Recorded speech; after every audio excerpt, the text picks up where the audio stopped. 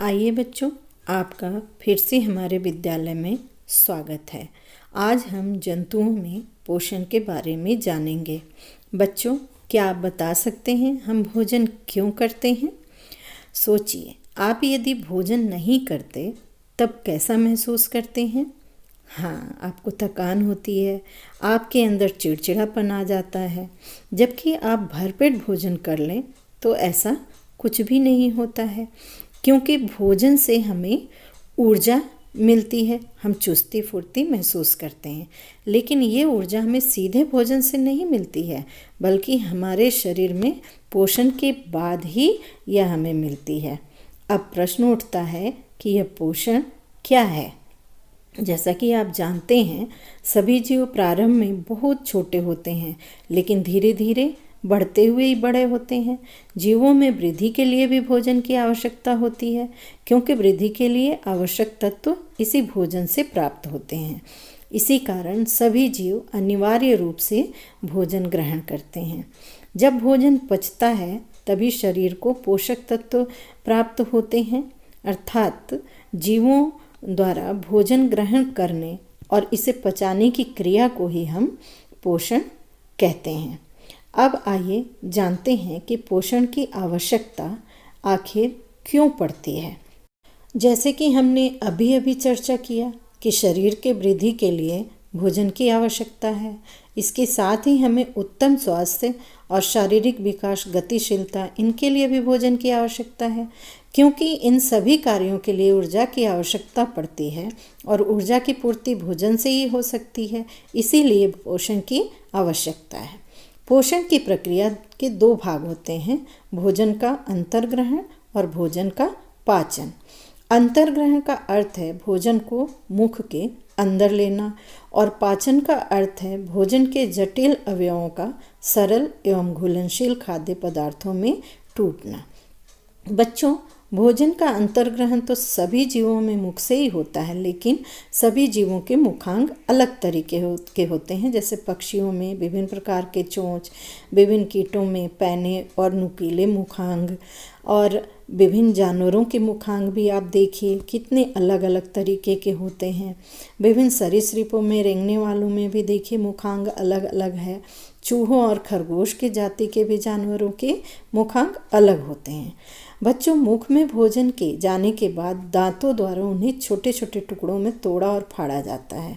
इसके लिए भी विभिन्न जीवों में विभिन्न प्रकार के दांत या चोंच होते हैं। जैसे छिपकली जैसे सरीसृप वर्ग के जंतुओं के दांत मुड़े और नुकीले होते हैं। इनमें चबाने वाले दांत नहीं होते, क्योंकि ये भोजन को पूरा निगल लेते हैं। पक्षियों में चोंच की आकृतियाँ अलग अलग किस्म की होती है, जो कुछ दाना चुगने के लिए तो कुछ शिकार पकड़ने और कुछ फाड़ने के काम आती है। स्तनधारियों के भी दांत काटने, फाड़ने और चबाने के अनुरूप होते हैं। आइए जानते हैं अंतर्ग्रहण के बाद भोजन का पाचन कैसे होता है। मुख में भोजन के प्रवेश के बाद भोजन दांतों द्वारा तोड़ा और चबाया जाता है। आपने महसूस किया होगा, आपके सभी दांत एक समान नहीं होते हैं, इनके काम भी अलग अलग ही होते हैं। आइए इनके नाम और काम को हम जानते हैं। देखिए, ये दो चित्र हमारे दोनों जबड़ों के दांत के हैं। इसमें पहले प्रकार के दांत को कृंतक कहते हैं, जो बिल्कुल सामने दो दांत होते हैं। ये ऊपर नीचे के जबड़ों को मिलाकर 4 हुए और इनका काम काटने का है। रदनक इन्हीं के बगल में होते हैं और 4 नीचे होते हैं, 4 ऊपर, और इनका काम फाड़ने का होता है।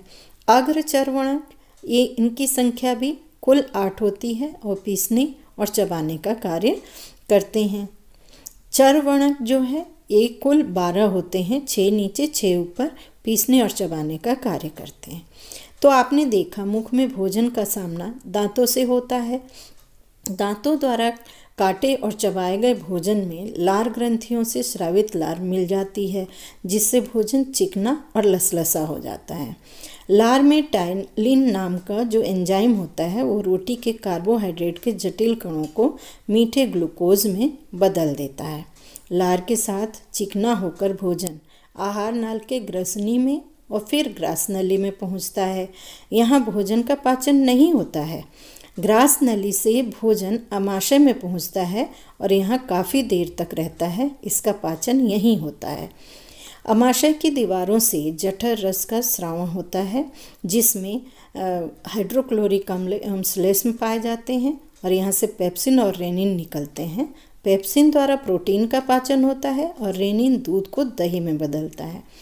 हाइड्रोक्लोरिक अम्ल भोजन को अम्लीय बनाता है और सूक्ष्म जीवाणुओं को नष्ट करता है तथा भोजन को सड़ने से भी बचाता है। आमाशय से भोजन छोटी आंत में पहुंचता है। यहाँ पित्ताशय से निकलने वाला जो पित्तरस और अग्न्याशय से निकलने वाला अग्न्याशयी रस दोनों ही नलिकाओं के द्वारा यहाँ पहुँचते हैं और इन रसों में उपस्थित एंजाइम द्वारा भोजन में उपस्थित प्रोटीन और वसा का पाचन होता है। इस प्रकार छोटी आंत में ही भोजन का पाचन पूर्ण हो जाता है। छोटी आंत के प्रथम भाग में भोजन जो है वो तरल अवस्था में आ जाता है और अंतिम भाग में पहुंचता है। यहाँ आंत की दीवारों पर उंगली नुमा उभार विलाई पाए जाते हैं। इस भाग द्वारा पचे हुए भोजन के पोषक पदार्थ अवशोषित किए जाते हैं और यह क्रिया अवशोषण की क्रिया कहलाती है। अवशोषण के बाद बचे हुए भोजन का उपयोग कोशिका के द्वारा शरीर के वृद्धि और अन्य जैविक क्रियाओं के संचालन हेतु किया जाता है और यह प्रक्रिया स्वांगीकरण कहलाती है। अब भोजन का अनुपयोगी भाग बड़ी आंत में पहुंचता है।